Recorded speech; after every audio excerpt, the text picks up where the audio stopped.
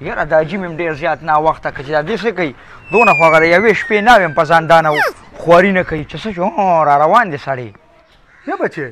تا خو ویل زه به اکسیلای راولم تا خو ما پسې سوزکۍ راوستې دا ولې نو دا حاجي سوزکې ښه دی که نه اکسلای ګران هم وه او بیا پکې ستا اړه هم خرابېږي نو دې نه ښه چې کوله واله باندې لګي ښه بچې هغې کې خو ایسي که نه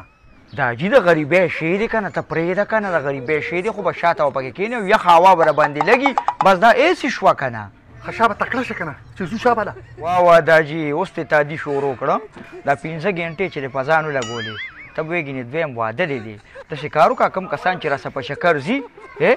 هغوی ته وایي ګوتی ګوتی غوښه ځان سره والې بس خوښه مې ده زویه مدارې ورځم ورپسې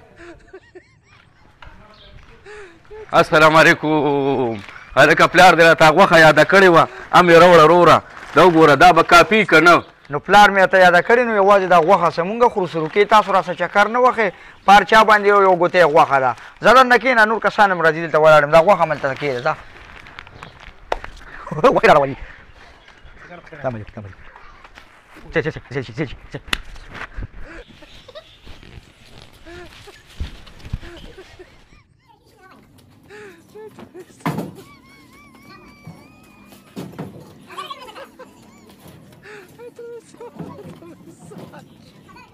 دا حاجي راخېږه که نه دا حاجي راخېږه که نه دا خدای اقربه بچې دا لاس راکړه دا حاجي دا خدای خاطر وکړه راخېږه کور ورځ ته وخېږه وخېږه راخېږه لکه دا ولې دا حاجي ته خو ټوله رقې که نه رقم منه زویه دا دې سره وستي تا ته مې وویل چې اکسیلای راوله تا ما پسې دا رقېدلی راوسته دا څه شی دی دا حاجي اکسلای څه 2 کیلو ګوتې هم لګېدې چې بیا دې پکې په لاره الټۍ ګورې دا خدای خاطر وکړه سودکي ښه دی واره باندې لګي که نه ته خو لږ صبر وکړه ما ته داسې شی راوته چې ته به خوشحاله یې که نه زویه سر را باندې ګرځي دا هر څه چې راکې نورې ما خیر دی خیر دی هله دا حاجي د هغه یو نه نیم ویښته باد ولې او نیم پاتې دي ګورې هله سر باندې لاس کښېږده بچې هله دا خو رښتیا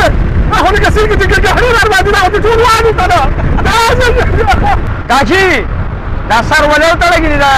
د مړي پورې به ترې ټولې ښکار وچي ګورې بیا به همداسې ګنجې رواني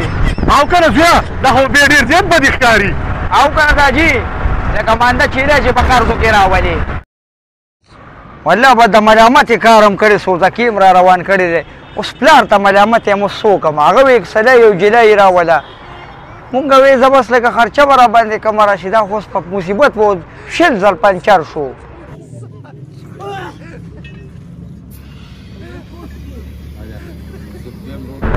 زویه یو کېټه مې راباندې تېره کړه ډېر به راته پنچر شول او دې کې خو ټیپ هم نشته دا به څه کوو ولې نه دا حاجي دې کې خو کورنۍ نسې ټیپ پروت دی ورګه لګو مې ته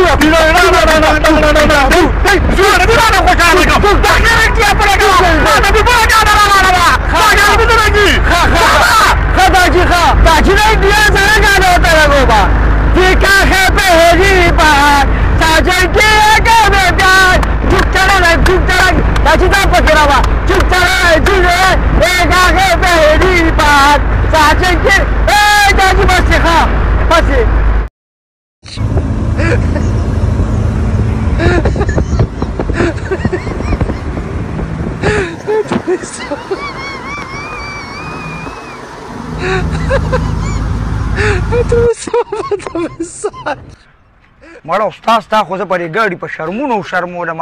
پلار ته دې ملامته کړم دا خو ته په موږ باندې په دې چکر کې نه وې کې هلته هم پکې پنچرې واچولې اوس پکې دلته وې قرار کوي دا به څه کوو یار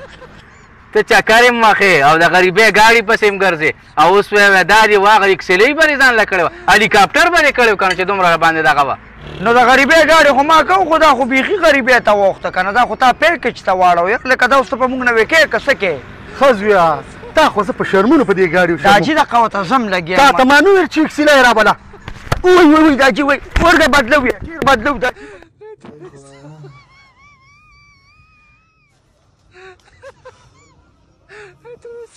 داجي و داجي پاسه مړه د شپې د 4 بجو پورې ګرځېدلي مونږ ته وایي راځه راځه اوس نه پاسه چې وغم وکړه مړه وایي د څه چې تا خو زه په شرمونو شرمونم په سوزکي باندې کله ټیارونه بدلوم او کله یو شی او کله بل شی زه مړه د شپې د 4 بجو پورې ګرځېدي کمره دې راباندې نیولې وه په 15,000 ته خو پکې د 1 ګنټه مونږ پکې خوب وکړو راشه کمرې والا سلانجا چو دا ته لا څه کې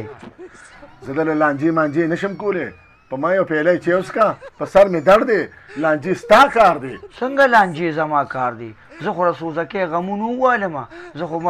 ما کار خیله که هغه بدله شو ما زه له 100 روپۍ به خلکو ته پاتې شي دا خو تا سوزکۍ خو زه غرق کړم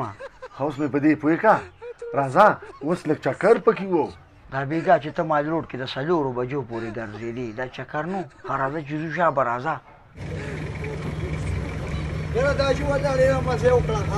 بس भैया पशा बपरूदम سی بری وای د خیره داجي